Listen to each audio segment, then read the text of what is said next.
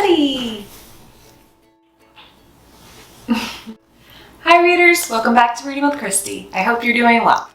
In the spirit of the holidays, I wanted to read a Christmas story. This Christmas story revolves around a little boy named Welcome Comfort. Welcome doesn't have an easy life, and he's having an even more difficult time during the Christmas season. But after making an unlikely friend, Welcome's life is forever changed. To find out what happens to Welcome, you need to get comfortable and join me for this read aloud of Welcome Comfort.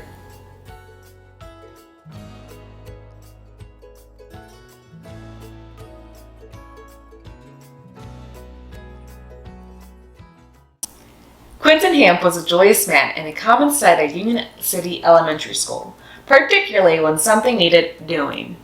You see, he was a school custodian, and he scrubbed, dusted, and polished every inch of that school. But more than that, he pleasured in doing things for the children. He helped them reach things from tall shelves, bandaged skinned knees, and even made sure that no one missed their bus when school was out. He loved the children and knew each and every one by name. One day, as Mr. Hamp was mopping the floor in the hallway, he heard the laughter of children. Usually, he loved to hear their laughter, but something wasn't right this time. "Come on, Comfort, come on, walk across the playground," one of the boys jeered. "Yeah, fatso," one of the little girls chimed in. "What kind of name is Comfort anyway?" They all laughed. When the children saw Mr. Hamp, they ran away. He put his arm around the shoulder of the boy. "I can't help that I'm fat," the boy cried. "Me either," Mr. Hamp chuckled. "When I was a kid, I was teased too. As I got older, it came in real handy to be substantial." He smiled broadly. "You must be new at school. What's your name?" "Welcome Comfort," the boy sputtered. "Now, if that isn't the warmest, most inviting name I've ever heard," Mr. Hamp grinned from ear to ear. "Tell you what, if those kids keep on being mean to you, march right in here. You can help me do my chores." For the first time, Welcome smiled. "I'd like that."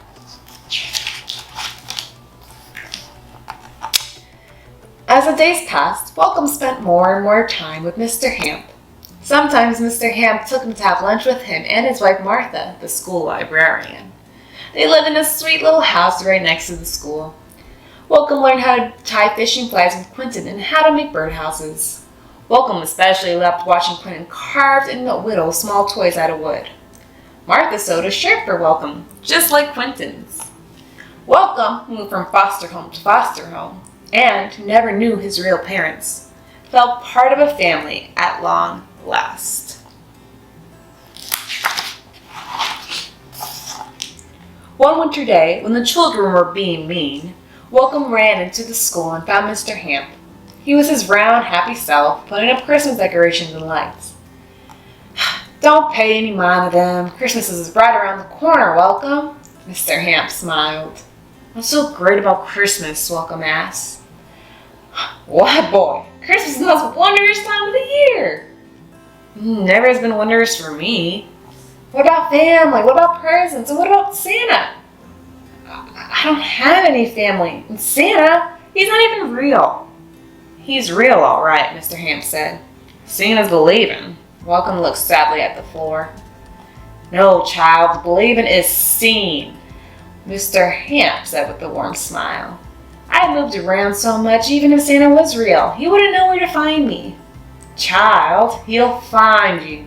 Maybe he hasn't come because you haven't believed hard enough," Mr. Hamp said as he gave the boy a wink.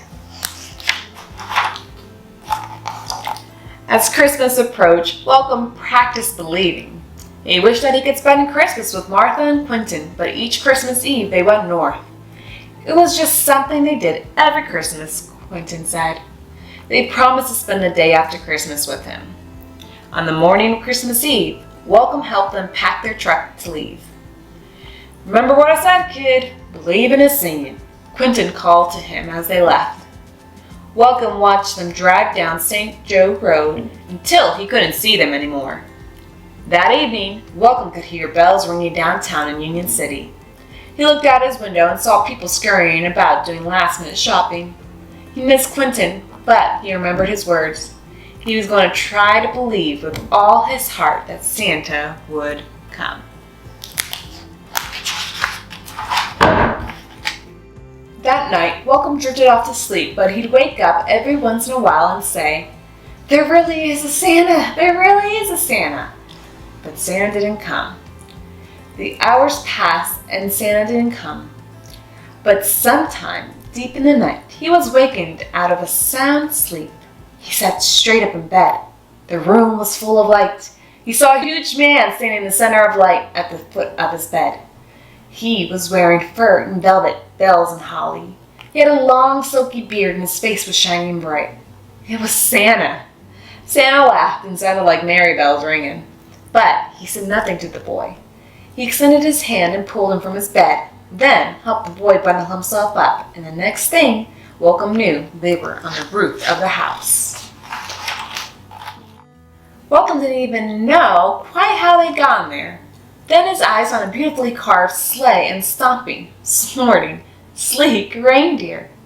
Santa nudged Welcome into the sleigh and then whistled to the deer. The sleigh jerked with the start and they were heading right for the edge of the roof. Welcome covered his eyes. Surely they would fall over the edge, but instead they lifted up. All Welcome could hear was the rushing of the wind past his ears. They climbed and climbed, almost as if the sleigh were an airplane. Soon they were above the clouds, but Welcome could see the lights below. They were leaving Union City. Welcome could hardly believe what was happening.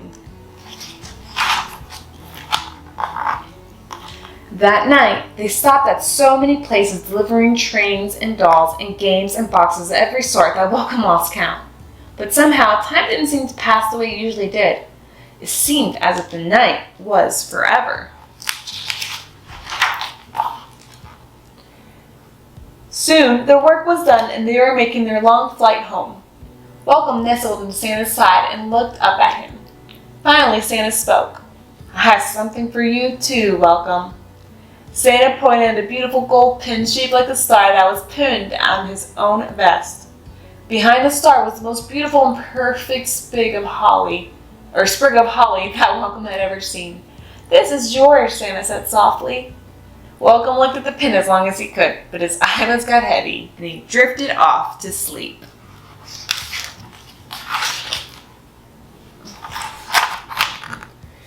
The next thing Welcome knew, he was in bed. His clothes were hung just where they always were. "Oh no," he thought, "it was only a dream." Then he remembered the pin. If Santa had really been here, the pin would be here too. He looked everywhere, in the sheets, on the table, on the floor, but the pin was nowhere to be found.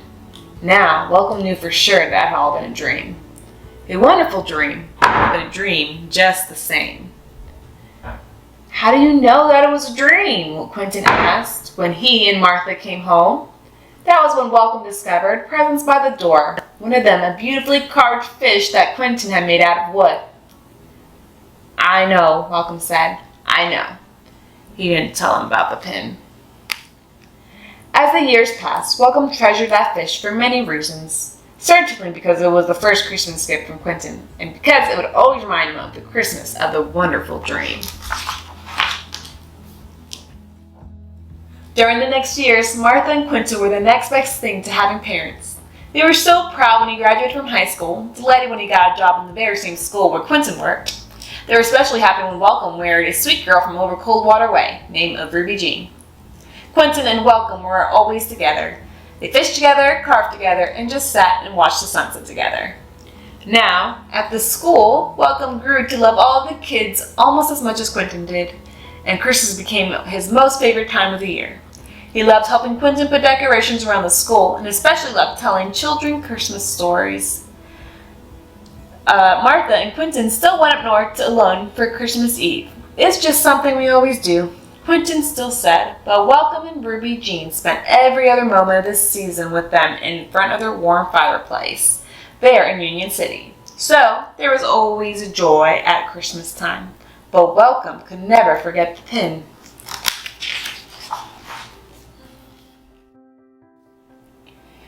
Then one year, just as Christmas vacation drew near, the principal announced that Mr. Hamp would be retiring. stepping down as superintendent of maintenance. And due to a recommendation of Mr. Hamp himself, Mr. Comfort will be taking his place. The school exploded into cheers.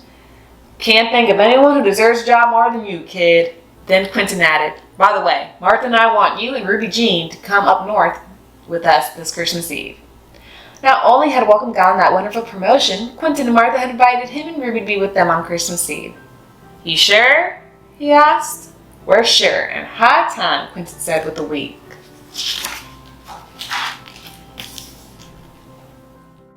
On Christmas Eve, after driving for the longest time, they finally arrived at the dearest little cabin, just on the edge of a lush forest of pine trees. They all unpacked the truck and made supper together, then nestled in front of the crackling fire. It started to snow, and the flakes were making patterns on the windows of the cabin. Welcome was thinking, I want for nothing in this world, and Quentin handed him a beautifully wrapped small box. Open it, Martha called out. Welcome's heart almost stopped in his chest. There, in that little box, was a beautiful gold pin in the shape of a star clasped around the perfect sprig of holly. Where did you get this? Welcome asked breathlessly. Just put it on, boy, Quentin said as he grinned from ear to ear. Welcome pinned into his shirt. A tingle started at the tip of his toes, moved up his legs, through his heart, and burst right through the top of his head. Why, he felt as light was pouring right out of his skin, and he felt himself laughing. A laugh that sounded like a brass bells ringing and chiming in the bell tower. Welcome turned to look at himself in the parlor mirror. He couldn't believe what he was seeing. There, before his eyes, was the same specter that he had seen in his room on that magical Christmas Eve so many years ago. It was Santa, but this time the Santa was him. Told you I was retiring, Quentin said as tears glistened in his kind eyes. I thought you meant at school, Welcome could barely say. I did, but I meant this too. It's your time now, kid. Welcome stepped outside to find a reindeer gathering right next to the cabin steps. Martha was brindling the deer, and Ruby Jean was pushing bags of toys and packages up into the sled. Don't worry, kid. After a few times, you'll know this routine like the back of your hand, Quentin said as the Welcome stepped into the sled. They all stood and watched the sleigh rose. Be merry, son. Be merry and Godspeed, Quentin called up, but the sleigh had disappeared into the night sky. All that was left was the sound of snow falling and the distant laughter of children everywhere. Now, Welcome Comfort was a joyous man and a common sight at Union City Elementary School, particularly when something needed doing. He loved all the children in that school and knew each and every one of them by name. One day, as Mr. Comfort was building new bookcases in the library, he heard the laughter of children. Usually he loved to hear their laughter, but something was different this time. Something wasn't right. Then he saw a group of children gathering around one small little boy. The end. Merry Christmas! Well, readers, I hope you enjoyed that Christmas tale of Welcome Comfort. While Comfort didn't really see the point in having much joy or hope for the holiday season, the kindness of a stranger was domino effect in changing Comfort's life forever. He was given the gift of family, love, and faith, and was able to spread it forward when his time came. I hope this reminds you to be kind and to spread love and hope wherever you go. Thanks for watching, and I can't wait to see you on our next Read Aloud on Reading with Christy. See you later.